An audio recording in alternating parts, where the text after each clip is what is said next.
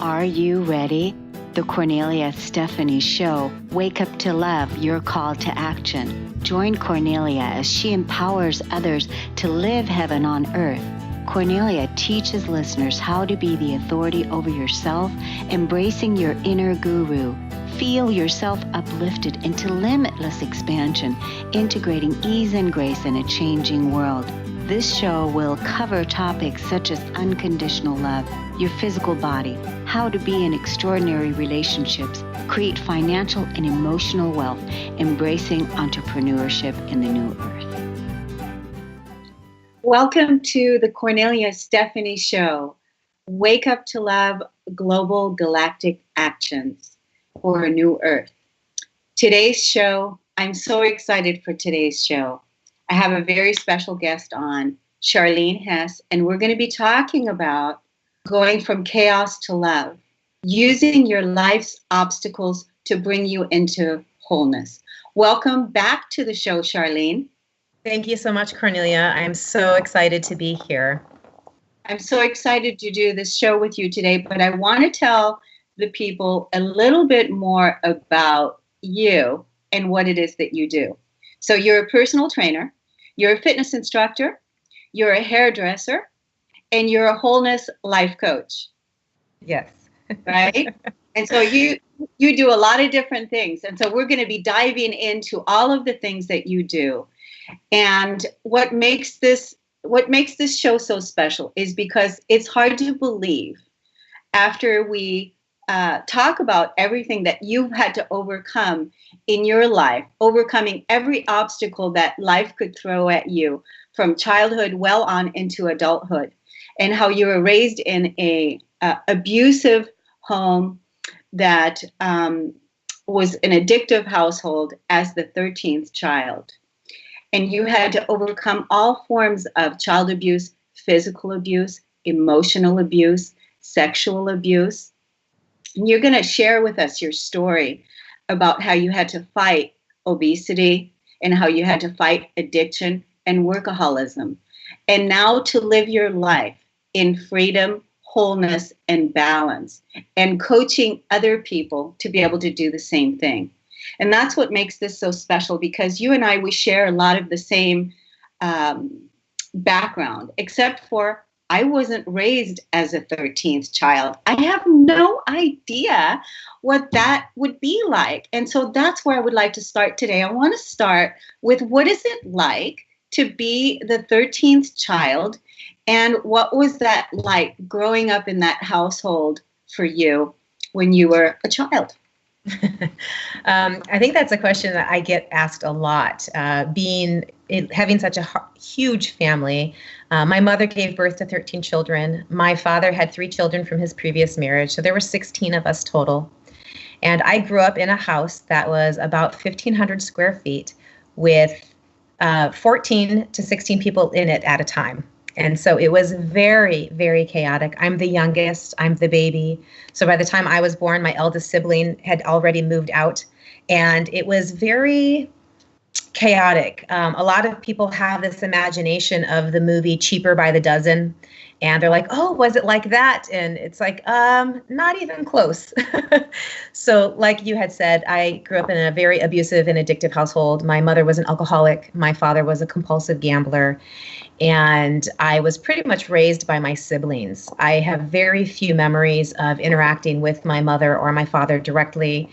And there was a lot of chaos and a lot of dysfunction. And I think the overall feeling that I had often growing up was feeling afraid and feeling like I wanted to hide. At the same time, when you're a child, you're so playful and expressive, and the world has so much wonder. And I feel like I was able to hold on to that, interacting with my siblings. And I am very close to my siblings and I love them very much, but we do not interact very often. I live 2,500 miles away from that area that I grew up in.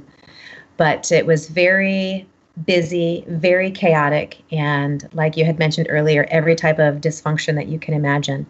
And so I grew up feeling, like I said, the overarching feeling was afraid, feeling like I wanted to be small, always walking on eggshells, wanting to hide. but knowing that in my core of who I am in the center of my being is so open and expressive, I had this tug of war going on often of trying to hide because I don't want to be seen. I don't want to cause any commotion or draw attention, but at the same time wanting to express this inner joy and exuberance for life that I had, as most children do. It just blows me away, Charleen, our similarity, because we both had parents that were emotionally unavailable to us. So you had a mother that was an alcoholic and you had a father that was a gambler. And both of your parents were acting emotionally, suppressing that emotion and acting on their emotion.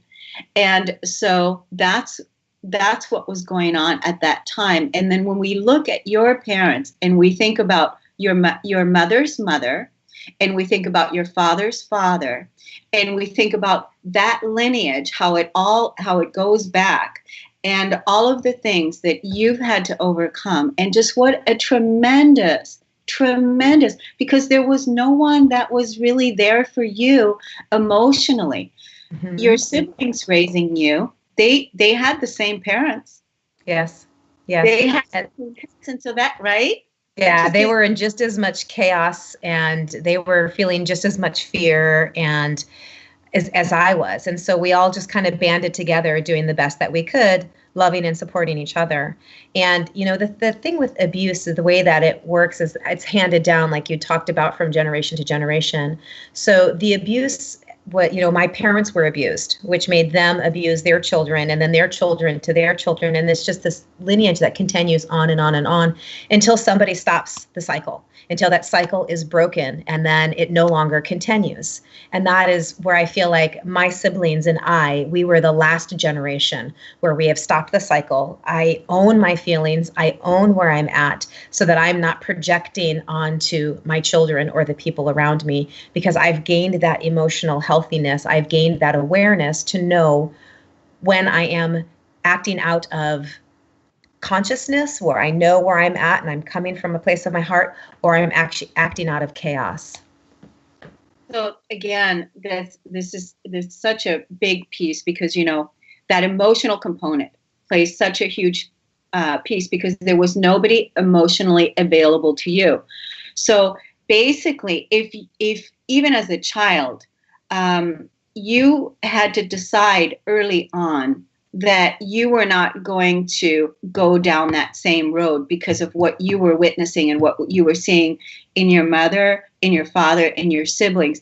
You had to choose early on not to become an alcoholic, not to become a person that's going to act on their emotions and overeat, not to become a drug addict. You had to fight this emotional tsunami all the time when you were growing up as a little kid. And so you didn't have the time and space that most children, I shouldn't say most, because there's a lot of people that are like us that have had to overcome the chaos from early childhood.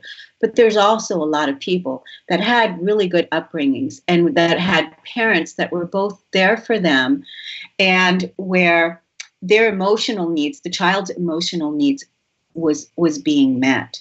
And so you had to clearly choose from an early on child to be your own parent already as a kid. Mm-hmm. You had already, and I think that's what I see in you even still today, where it's a driving force within you, that there isn't going to be anything that's going to stop you from overcoming any challenge that life throws at you. Would you agree with that? Absolutely. And one of the things that growing up in a chaotic household, one of the gifts that comes from that is the ability to take any situation or any circumstance that you're in and to immediately react. Because there isn't time to think about it. There isn't time to contemplate.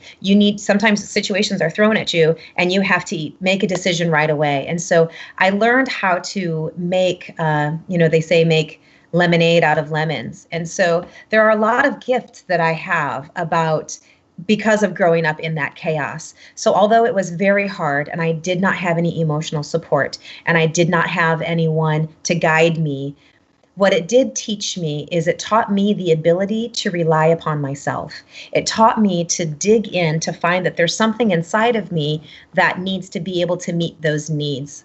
It also gave me an incredible amount of compassion, that I am able to really, truly have that empathy for people, regardless of what life circumstance that they're in, because the abuse that I suffered was only part of growing up in an abusive home, but the abuse that you watch somebody that you love suffer has a far greater impact on you. And so because I was in that and I saw my mother being beaten, I saw my siblings being beaten. There were, hospital visits and, the PE teacher in gym class calling children's services because we show up for PE with bruises, and having that whole experience and feeling like there's something wrong with you, and you don't realize that not everybody in the world has the same life. It probably wasn't until I was in maybe older grade school, more like probably 6th grade, that I got to spend the night at a girlfriend's house. And I just thought their family was so odd. They were so quiet and nobody was yelling at each other. And they all, it was just so strange to me how they interacted. And I think it was at that moment that I realized, I think that my family is different. And they, it was just this really great experience of having that first opportunity of seeing myself from the outside rather than just being in it. And I think it was at that point when I made the decision that I don't think that I want to continue in the way that my family is interacting. I want something different.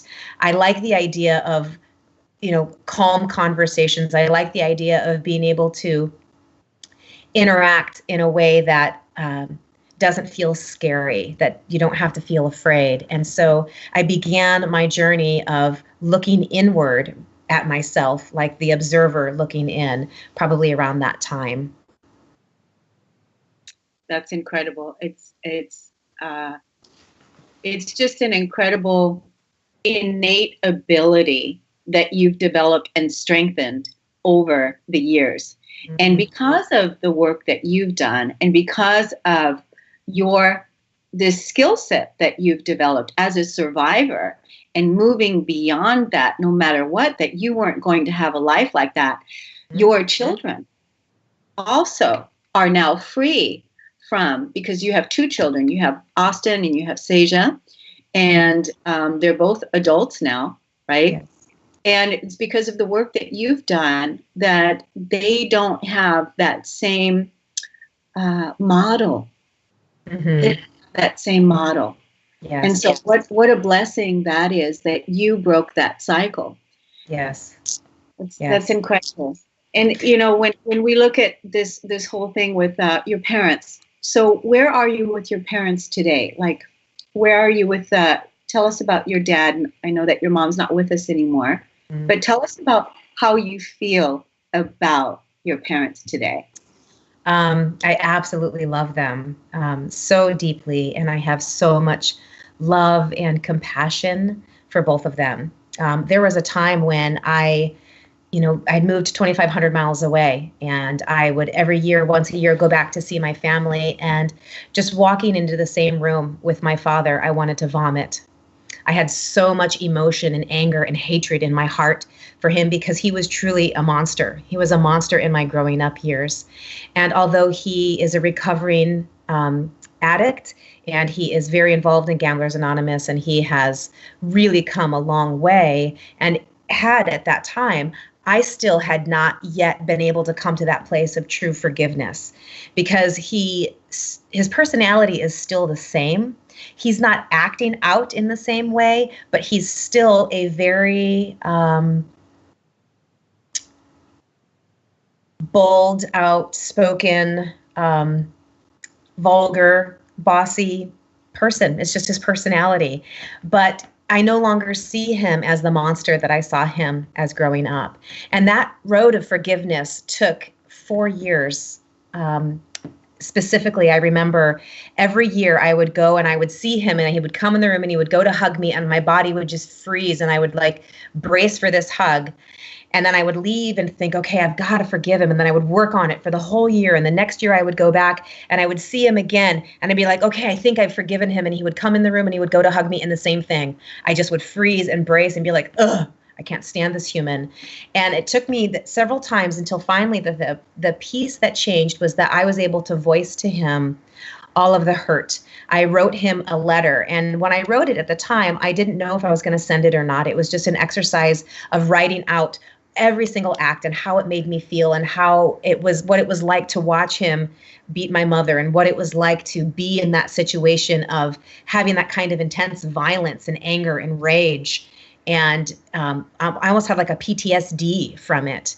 And so I wrote this letter and I ended up giving it to him.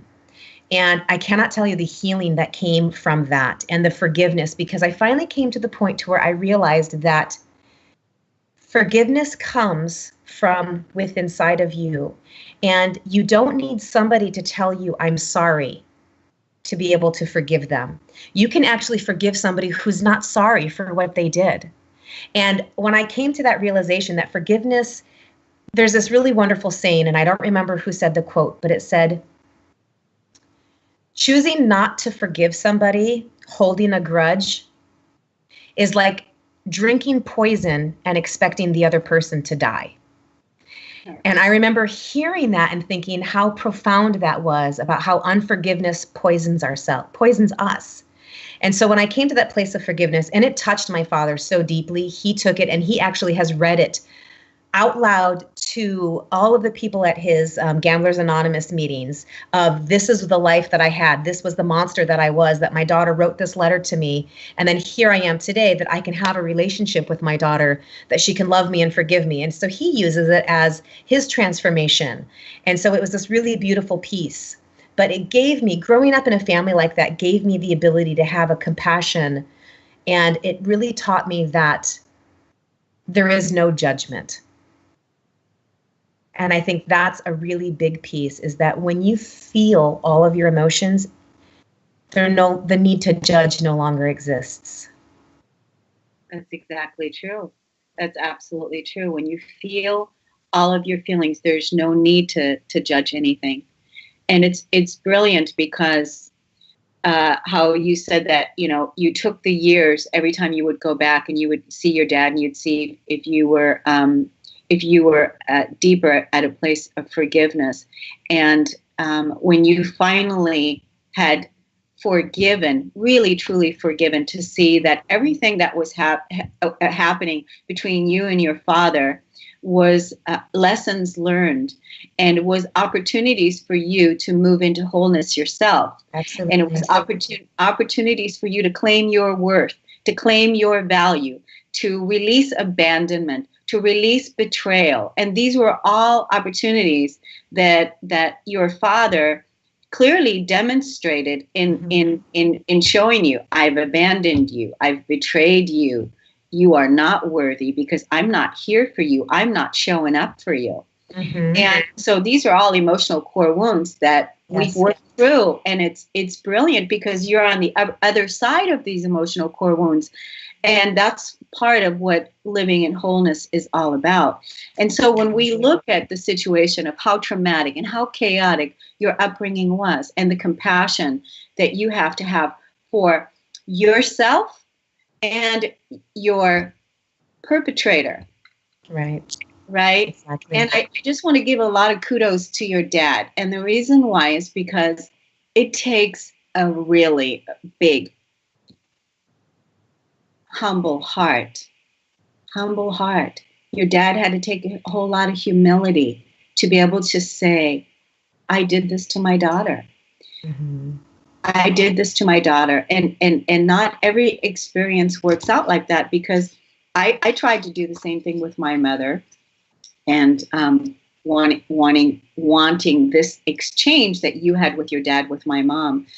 And my mom wouldn't accept it. She couldn't accept it because she, on some level, I think that she could not accept it, because then that that would be too much guilt for her to process, too much for her to take. And so the compassion I had to have is that she's just not there. She did the best she could. She loves me, and I forgive her, and I love her because, again, it helped me move into the person that I am today. And so, and my belief is that we chose our parents. And so I chose my mother, and I chose these experiences that I can overcome and that, transcend and move beyond and move back into wholeness. So what about your mom? So my mother, it's a different experience because I always saw my mother as the victim. And so I never held her accountable for her abuse. I never held her accountable because I always thought she was the victim. And so I felt sorry for her. So when she had completely abandoned me, she literally left and never came home. I was 12 years old. There were 6 of us siblings left that still lived in the house. And I came home from school one day and she wasn't there. And I probably didn't see her for at least 2 weeks before I saw her face again. I didn't know if she was dead or alive. I had no idea. And I just kept feeling sorry for her because she really had a miserable life. She just went from one abusive husband to another abusive husband. She lost her first child when she was 20 years old. She lost her 7th child when he was 9. She just really suffered so much, and she did not know how to feel and how to process her emotions. She just kept having more and more children and just trying to cope with the abuse and the aggression and the violence that was in my home. But at the same time, I never held her accountable. And so because I didn't hold her accountable, I didn't get a chance to really experience and heal that wound with her, that wound of abandonment, because I ignored it. I forgave it before I experienced it. I just dismissed it. And dismissing and forgiving are 2 completely different things.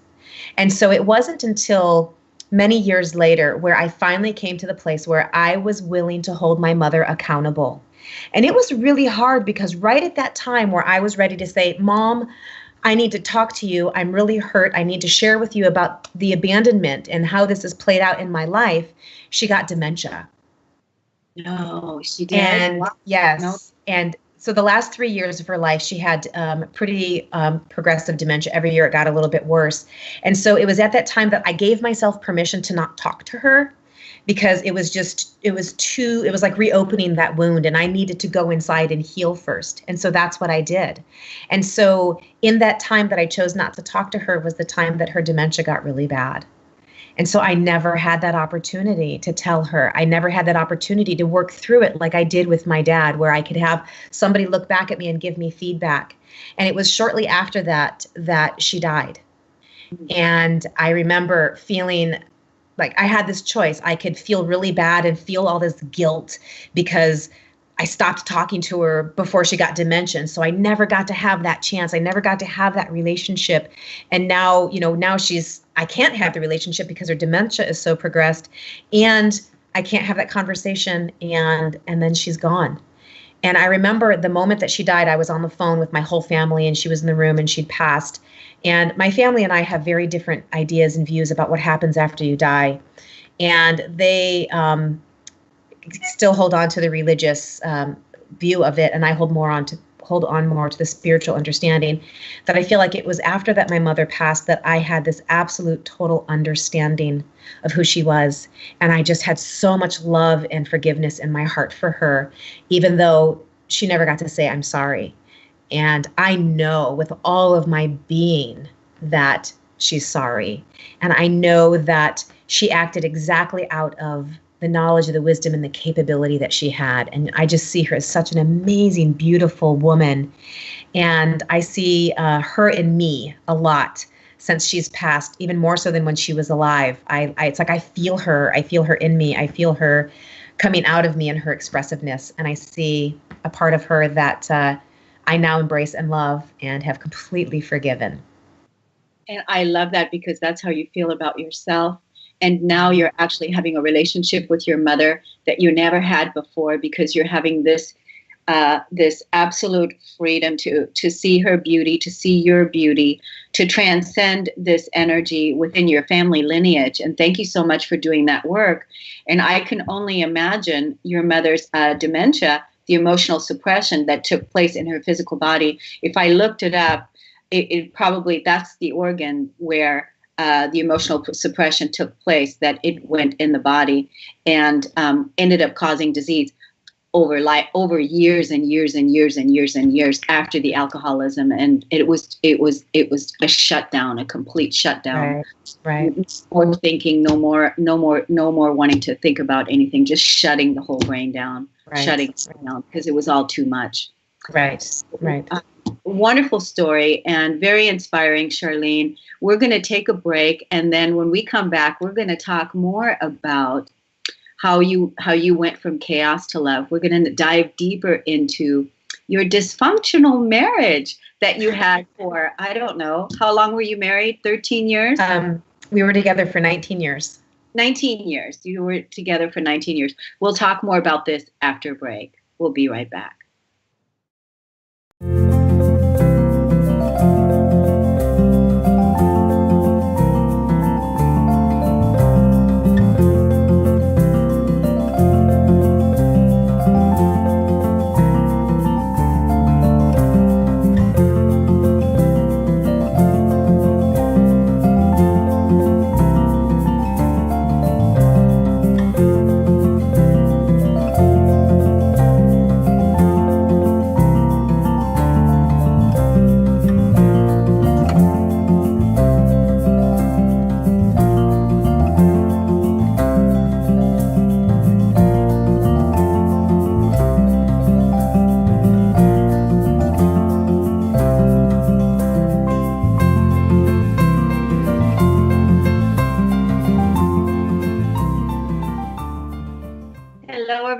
Welcome back. You're listening to the Kornelia Stephanie Show. Wake up to love, global galactic actions of a new earth. And one of the global galactic actions of a new earth is how we're going from chaos to love. And I'm with my very special guest, Charleen Hess, and we're talking about overcoming chaos and moving into love. And so before break, Charleen, we were talking about how you were in a dysfunctional marriage for 19 years. And tell us a little bit more about that. So growing up in a family like I did and feeling that need to have calmness, like I told you when I spent the night at my girlfriend's house and I'd heard a conversation and there was no anger and yelling. And I was like, whoa, what is that?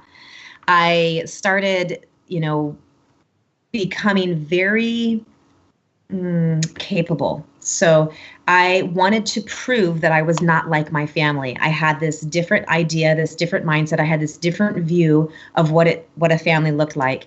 And so I knew what I didn't want to be. And so I started to become very, very, very capable and functional.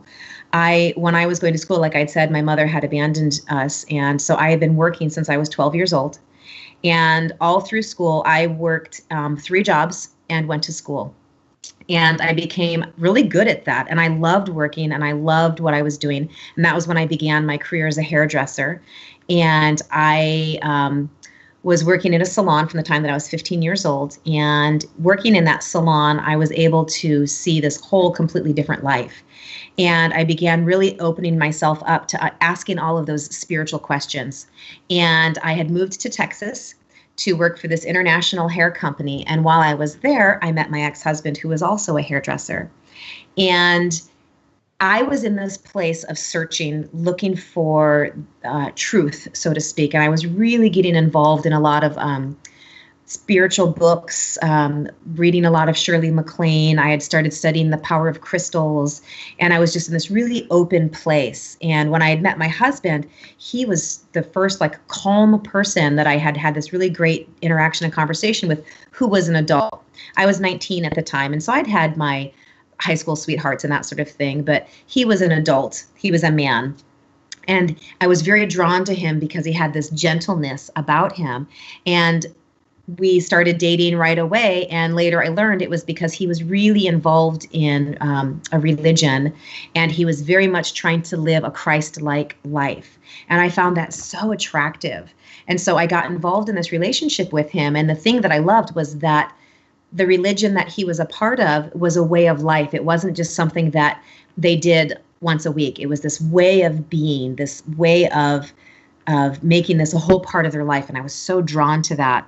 And so I began this relationship with him. And I was so eager to prove that I was not my family. I wanted so much the opposite, that I created this sense of, this false sense of reality that I lived in inside my head. It was like this fantasy world that I had built up where I didn't want to see a lot of the red flags that were there, because I was so engrossed in creating this different world. And so my ex-husband was 15 years older than me. I was 19 and he was 34 years old. At the time, I was like, of course, because I'm so grown up and I'm such an adult. I'm 19 and I know everything there is to know. Naturally, I would be with a 34-year-old man. I think of it now, my daughter is 19, and I think that if a 34-year-old man came near my daughter, I probably would have a fit. But at the time, like I said, I was not awake. I was not aware. I was just living this life. And in this, I was in that I'm going to prove myself mode. So we ended up coming together. Very long story. I won't get into all of the details. That'll have to be a whole nother show on marriage, on following your dreams, and when we give up our dreams and why and what that means. And because that's what that was. When I entered into this marriage, I had a vision and I had a dream. I had a mission. I knew exactly where I was going, what I was doing. I didn't have the words for it at the time, but I had my 5-year plan. Everybody in my high school knew, like, she's going to Texas, she's going to take over the world. I fast tracked through the business that I was working for. I was put into the best salon, and they just saw where I was going because I was on a mission. I had that power and that drive, and getting into this relationship completely hijacked that.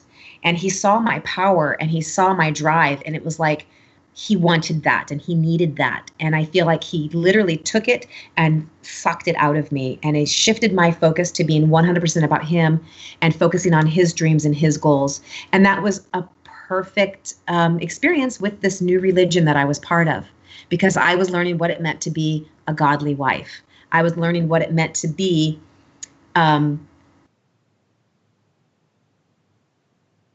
what it was like to do it the right way.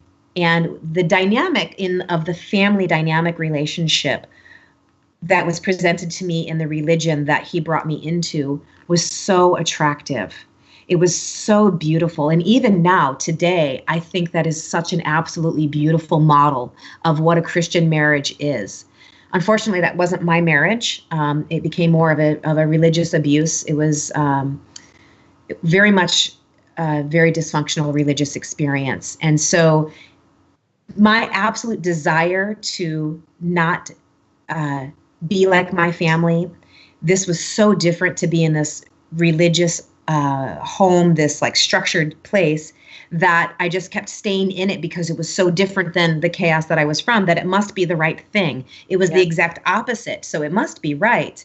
And so I stayed in that relationship for a long time, and the religion kept me there. And so after many, many, many years of counseling and therapy, he was diagnosed with narcissistic personality disorder. And every time he got a diagnosis, we had to change to a new therapist, because that therapist was off their rocker and didn't know what they were talking about. And it just kept going on and on and on. And so my coping mechanism was I became highly capable, highly functional. I became a workaholic. I became a parentaholic. I didn't turn to drugs. I didn't turn to alcohol. I wasn't like my family, but I worked constantly, and I focused so much of my energy and my attention into being a good parent, being both the mother and the father.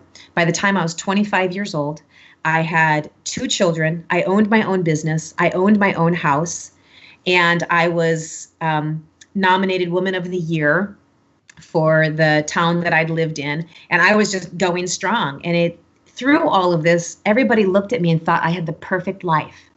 They're like, oh, they're just such the perfect couple. They're doing so wonderfully. My kids were doing so great. I had such well-behaved children. And they just didn't see what was going on behind closed doors, where he wasn't violent with me, but the verbal and spiritual abuse was really intense. And because I was so shut down from reality, because I was so engaged in creating this persona, displaying for everybody to see this life, I didn't realize that I was doing exactly the same thing that I did growing up. Growing up in a chaotic family, we always had to hide from children's services. So when children's services would come to the door and knock on the door, we all had our script. We all knew what we were supposed to say. We all knew that if they find out the truth, then we're all going to be separated. That was always the threat growing up. And so I learned very much how to have that persona, that face of everything is wonderful and everything is great, while inside I'm really dying. And so I did that same thing as, clients would come into our business. They thought, oh, they're the perfect couple.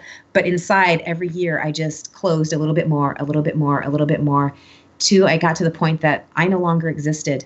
Only the persona that I created existed, and it wasn't real.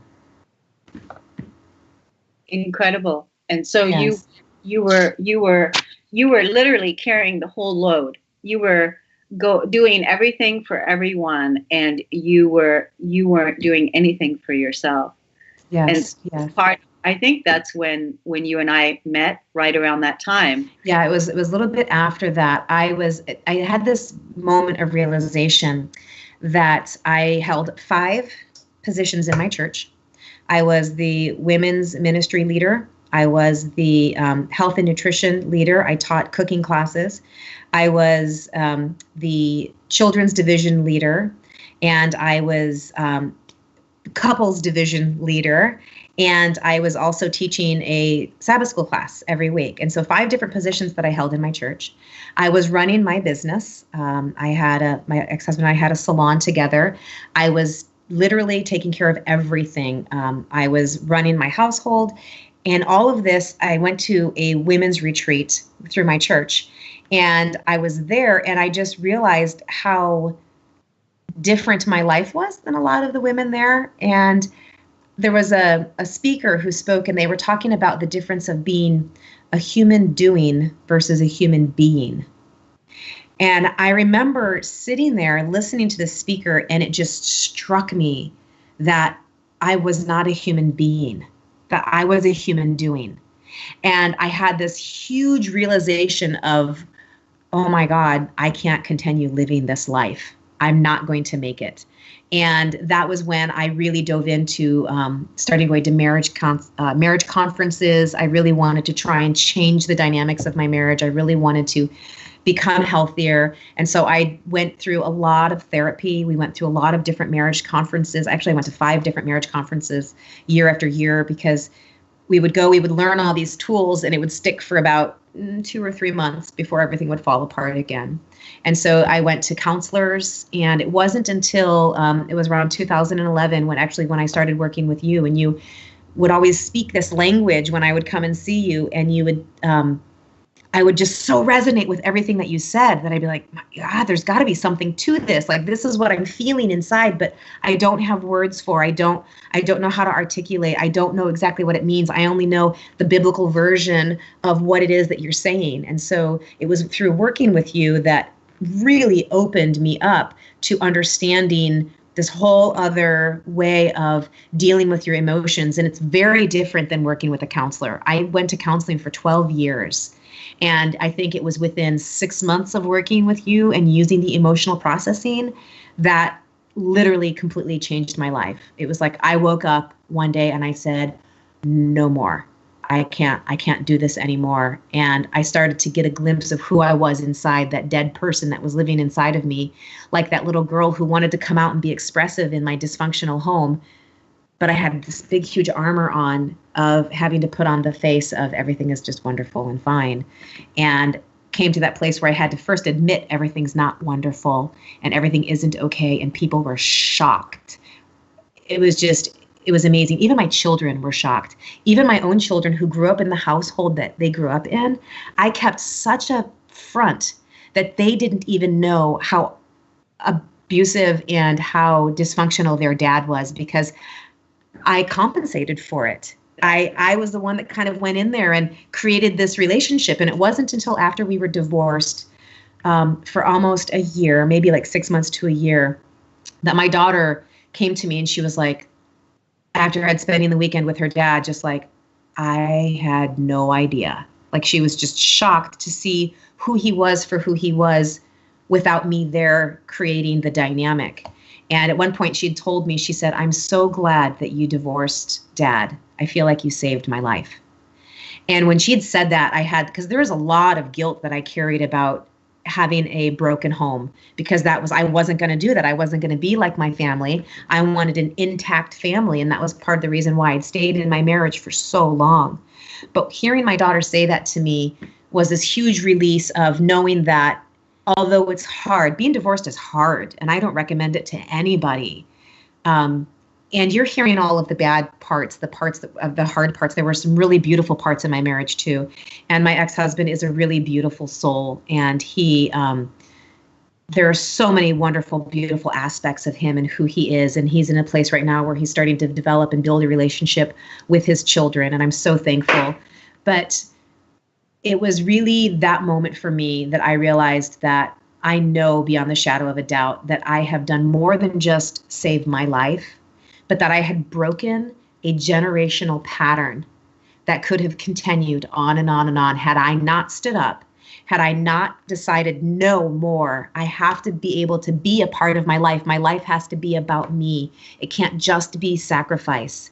That I realized that I've created a ripple effect that is not only affecting my daughter's life, but will affect my grandchildren and my great-grandchildren and my great-great-grandchildren, because that was the moment that I stopped the cycle, the moment that I said, this is not how the story is going to end. Is that one of the reasons why you're now coaching others, and why you decided to take a wholeness certification course through the Universal Wholeness Program that I offer? Is that the reason why you decided to take on, because this work was so powerful for you? Absolutely. Everything that I've ever done in my life, I know that I am a teacher. And so everything that I've ever learned, I have this really wonderful gift of being able to articulate it in a way that other people understand. Being a codependent for so many years, I'm really good at reading people. I'm really good at listening to other people. I'm really good at being able to see what other people are feeling. I'm also an empath, and so I feel what other people are feeling. As a hairdresser, doing hair for 26 years, there's a natural therapist as part of that business that happens where I am in a really intimate space with that person and they share so much with me. And I've always been wanting to share what it is that I learned because I become so excited about it. And if it can change and help somebody, that's why I'm here. That is why I've had the life that I've had. That is why I've gone through every experience, is because I have personally felt and experienced every type of pain, dysfunction, discomfort, anguish, and I have come through the other side and I know how to do it. And I want to help other people do it too.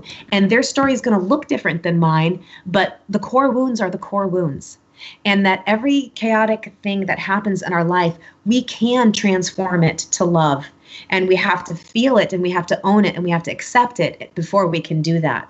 And so absolutely, that is why I want to work with people. That is absolutely why I chose to become a life coach, because I want to do more than be the listening ear of the hairdresser that you spill your heart to, that I can give little tidbits of advice. I want to give tangible actions that you can do to change your life so that you can have the life that you love. How do people get a hold of you, Charleen? Tell us how to get a hold of you. Yes. So I'm currently, you can reach me through my website, charleenhess.com, and that is Charleen spelled with 2 E's together. And you can message me at livingwhole@charleenhess.com. So reaching out through me through email, you can just go to my website and connect with me through my website as well. My website is currently still a little bit under construction. I'm in the process of building my life coaching page, but you will see there my fitness coaching and my hairdressing page, and you'll be able to contact me and reach me through there. Wonderful. So you're listening to the Kornelia Stephanie Show, and we're going to skip the break. We're going to keep going because, Charleen, would you believe that this hour is almost up? We have like 10 minutes left, and there's still so many things that I wanted to touch on, that I wanted to talk to you about. So I'm actually going to give you a choice on what is it that you really want to touch on more. So I wanted to talk about your fitness journey and what that means to you, and you can tell us about that. And then I also wanted to touch on, you just had an amazing weekend this weekend in Mount Zion, and there was an incredible experience that took place this weekend. And I thought, well, you go ahead and choose and pick which one of these topics that you want to talk about and then share with us. Okay, thank you. So as a life coach, just because I'm a life coach and just because I've gone through and done all of this work for the last several years doesn't mean that you're done doing the work. What it means is that you have the tools to do the work. And so I had this really awesome experience this last weekend that I wanted to share. I went to Zion National Park with a bunch of my friends to celebrate my birthday, and we did this really awesome hike called Angel's Landing.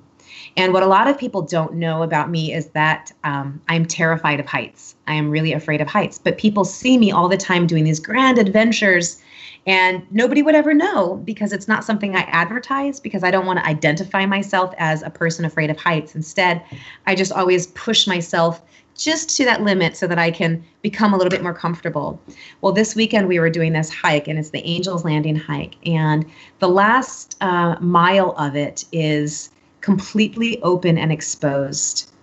You have just 5,000 foot drop-offs on either side of you, and you have a chain that you can hold on to that tells you, don't fall off the edge of the rock. So I think it's there to try, so that you can hold on to it to maybe give you a little bit of visual barrier so that you don't completely feel like you're standing on the edge of a cliff, but really you are. And so I was doing this hike with all of my friends, and everyone's just super excited, and we got up really early, and I'm doing the hike, and I'm coming up, and I get to the top, and I'm like, oh, this is so great. And then I realize, oh, we're just taking a break. You mean this isn't the top? Oh no, there's a lot further to go. So as we continue going up, the trail gets narrower and narrower and narrower and narrower to where you're literally walking on a ledge. And I came to this point where we all stopped. We all stopped to turn around and take a look to see how far we'd come. And I remember turning around and looking. And when I turned around and looked, and I saw that there is nothing around me but open air. And if I look down just slightly, it's an absolute complete drop off.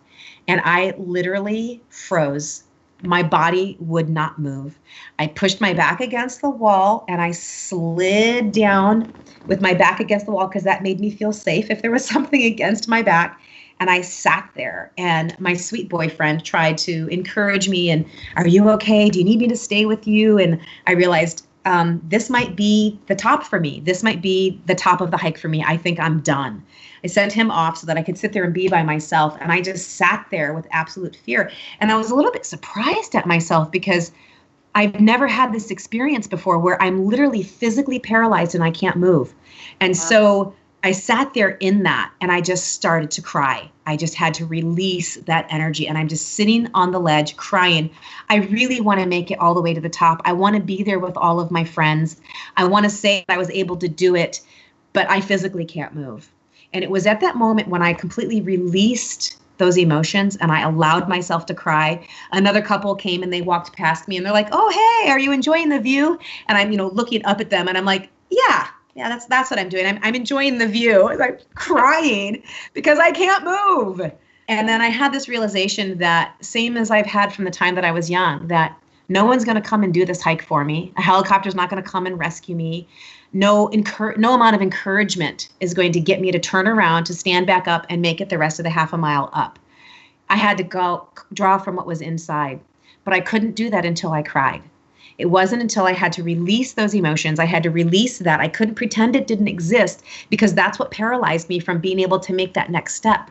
Yes, once I cried and released it, I was better. I was then able to turn around, stand up, and finish the rest of the hike by myself with completely open, exposed air beside me. And it was absolutely the most amazing hike that I've ever done in my life. And it was wonderful. And I'm just here to say that we have things that we face in our life all the time. And just because you overcome something once doesn't mean that you're not going to need to face it again. But you can have the tools to know how to face it so that you don't ever have to let your fears define you or to stop you from living your best life, whether it be afraid of heights, whether it be afraid of getting into a relationship or getting out of a relationship, starting a new job, leaving an unhappy job, whatever it is. There are ways that you can have everything that you want in life and make the decision to have and be that inner being, that person that you are, that you can take wherever chaos that you have in your life and you can turn it into love. And that's a global galactic call for action, because we're here to tell you we're the models of showing that it's possible and that there is hope, and that with the tools, like you said, that people can overcome their painful pasts, and it doesn't have to take years and years of therapy, because these quantum shifts can happen on the ledge of a mountain. So what an incredible story. It's been a wonderful hour that we've spent getting a little bit more intimate with you and your incredible story. I'm so proud of you. I love walking beside you on this path. I love supporting you. I love seeing you soar. And I love us building the new earth together. And so this weekend, you and I are going to be at a retreat. So for anyone that's local and that wants to come and join us, we're imprinting our financial footprint for 2018, where we're going to be trailblazing the economy next year and bringing our money into our foundations, because money is our freedom. So if you want to hang out with Charleen and Kornelia this weekend, feel free to come and join us at the Center for Happiness in Anacortes. Go to my website at KorneliaStephanie.com. Look under retreats, and the information's there. It's $75, and we have the whole day with us. And it's just going to be an incredible grounding in of the new frequencies, the new energies, and giving you practical tools on what you're going to do next year with living your life in freedom and bringing the money into it. Isn't that? Yes. Because we certainly have got the love, and now it's time to start bringing the money into it. And I'm looking so forward to having this experience and working with this group of people, this incredible group of people that we have this weekend. And of course, it's always amazing to have you there, because you are unstoppable. And so I'm excited to see what's going to happen for you, Charleen, in the next years to come. And it's just an honor to be with you. And so do you have any final words for our audience today?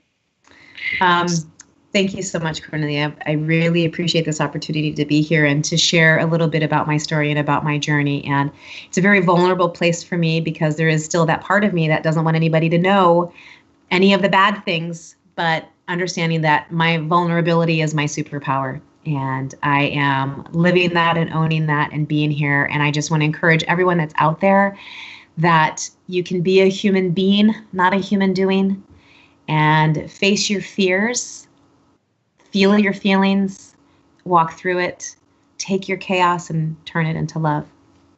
Beautiful. That's so beautiful. And so you are a wholeness coach. And so part of that happened because of the wholeness coaching program that I offered, I think it was 3 years ago. And if people are interested in becoming a wholeness coach, they can also find out more information on my website to become a practitioner, first for themselves. And then, of course, if they want to teach, be a coach, be a life coach. It's such a rewarding experience, isn't it, to watch somebody blossom into their amazingness and their greatness? Isn't it amazing, the life that we're living, where we are right now? Absolutely.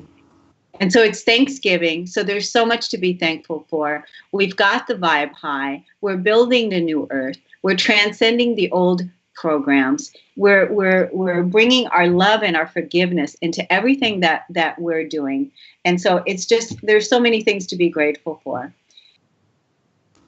The time is up, Charleen. So thank you so much for being here today. Happy Thanksgiving. See you Saturday. And thank you everybody for watching.